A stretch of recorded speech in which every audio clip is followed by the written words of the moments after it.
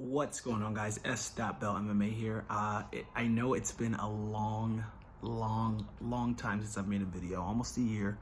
I've been on a journey, if you will, trying to consider what type of videos that I want to keep making, and I'm at a place now where I haven't been fighting, but I'm still an MMA fighter. I'm still trying to train, but I am, by every stretch of the imagination, out of shape. But you know, I still want to keep making it. And so today what I want to talk about is just what we saw over the past few UFCs. So the last one that we've had here is Kevin Holland versus Dereck Brunson, and I have a video that I'll put in here where, and the video is from a little while ago, actually, when I was training more, where I say I can beat Dereck Brunson, and at that time, absolutely, I think I could, and even still now. And from him, I could right now, as I am, go into a UFC cage and beat Dereck Brunson. I swear to God. Deion Branch, I could probably beat him too. But right now, I'm telling you right now, as I am, Robert Whitaker, it's gonna take a little time. I understand. I still got work to do, which is why now I'm healthy. I can fight. I could beat Dereck Brunson right now. I could beat Dereck Brunson right now, 100%. I'm not even lying. Post that anywhere you want. You can send it to me. I'll post it on Instagram. I could beat Dereck Brunson right now. Damn, like shit. Dereck Brunson, bro. You're bringing this up. Kevin Holland was talking a lot throughout this fight, and everyone then got to see Dereck Brunson proceed to lay an ass whooping on him. And Dereck Brunson is a solid wrestler, and he's knocked folks out, and he's got a decent MMA game, and for that, he's now ranked 7th and will likely move himself up a couple spots. But to me, again, it's just watching him fight it's hard to watch at times. But he did win that fight handily, and he's shown very clearly that he belongs in that top 10. He belongs, in a spot where he's placed right now. And within that, also we've seen now Izzy have that go when somebody's has got to go. when getting beat up by Jan Blachowicz, and I respected it. And my thing was, I didn't want Izzy to lose because eventually I'd love to fight at middleweight, and right now I'm not a middleweight by any stretch of the imagination. I am right now very much a heavyweight, and I'm okay fighting at heavyweight for a little while. Excuse me, but watching Jan basically lay out the formula, which I believed was the formula from the get-go, beat up Izzy, was actually kind of fun to watch. I knew Jan was gonna win, but my hope was that Izzy would win just because I wanted to stay undefeated. But Jan gave the formula, and of course Izzy, in his mind, has to say, I'm not going to be beat this way anymore. So you guys thinking that this is the way to beat me, watch out. They all think, oh, that's it. We've seen the chink in his armor now. But I'll tell you one thing. Every time in my life that I've lost in combat sports, I come back and I fuck the next guy up. I knock them out. In all honesty, that is the way to beat him, right? Because no one's ever truly tested him when it comes to taking him down and holding him down. Because he's a very long, lanky, scrappy fighter who doesn't stay down.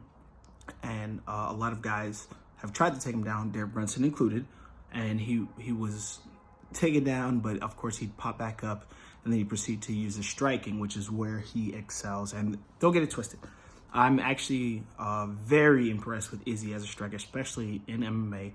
But the thing is, I've always questioned his grappling and his takedown defense. And the thing is, a lot of fighters in general, they'll quit trying to take him down. And the thing is, he's a runner. And so with that, it's going to tire guys out, and they're going to be chasing him around the ring. And of course, they'll start to give up on that. And then they play into his game, which is the striking game. But when it comes to his wrestling, whether it be wrestling, defense, and everything that includes, and his grappling, it leaves everything to be desired. And a part of why that upsets me is because he earned his purple belt from Andre Galvao, who ended up getting slapped by Gordon Ryan.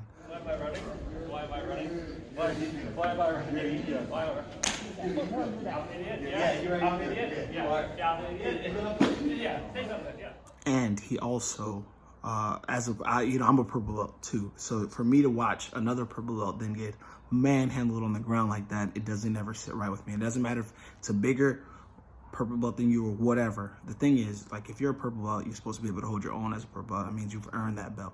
Yes, Jan Blachowicz is a black belt, but the thing is, when it comes to grappling, it changes when strikes are involved. And so you might be a purple belt when it comes to jiu-jitsu without strikes, but when strikes are involved, what belt are you?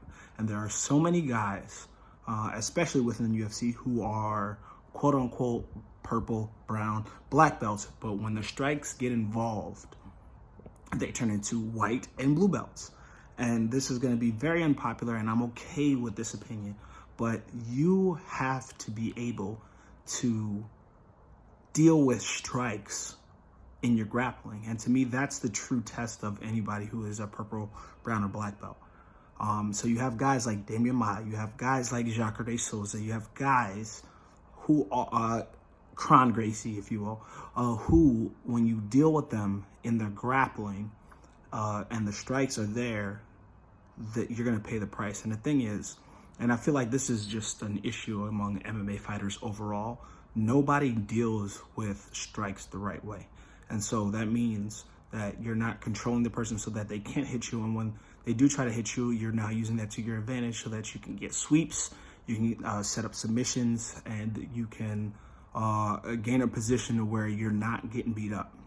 And to me, I feel like watching MMA fighters do this, a lot of the time, they're so focused on just being good at jiu-jitsu, just being good at wrestling, just being good at striking, but they're not always putting it all together. And that's one of the things that you saw with Izzy. And for me, what I'll start to try to do is, in some of the videos that I post in terms of my 1-minute techniques and things like that, I'll start to talk about why, or start to talk about how you can do these things, because I feel like it's much easier than people really put on. Because when you can defend strikes and then still hand out strikes and get up and sweep and do things like that, then that's the true test of being a really good grappler who is also an MMA fighter or a grappler within MMA. And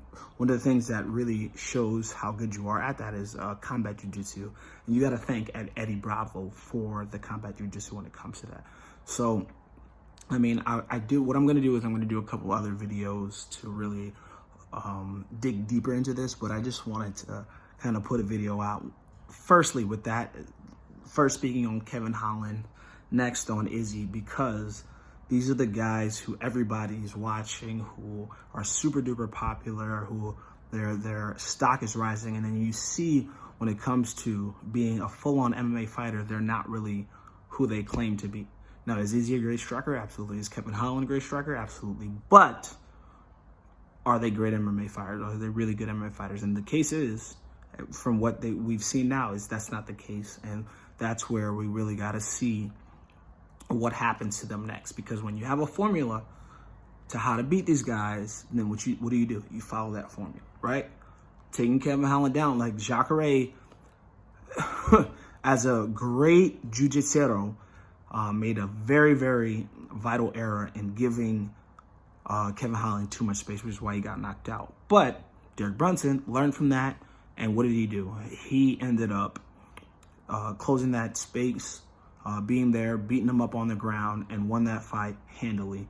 And Izzy very clearly lost that fight against Jan Blachowicz, because Jan was great with his timing for the takedowns, was very tight with keeping him down. There were, some critiques obviously I could have. And of course, you look like a Monday morning quarterback or, the couch sitter. But the thing is, these are techniques that for me, I know I can apply. These are techniques I teach when I'm coaching classes, because I understand that there are things that you can apply at any given time to, no matter how good a person is, the thing is, if they're not good in a certain position, so if you're not good on the ground, it's going to show. Like the thing is, it's gonna show, and that's what we saw with Izzy right now. And as good as Izzy is as a striker, we know when he gets in that clinch, when he gets dealing with takedowns, if he can't stop that takedown, now we know what's gonna happen. And I'm actually very excited to see what happened next, or especially with his next fights. But yeah, that'll be it for now. Thank you guys for watching. Thank you guys again for watching my video. If you enjoyed it, please like the video, subscribe. If you want to see more of my videos, you can check me out on social media at Sdotbell on Instagram, Sdotbell MMA on Twitter, Facebook.com/Sdotbell MMA. Thank you guys again. Peace.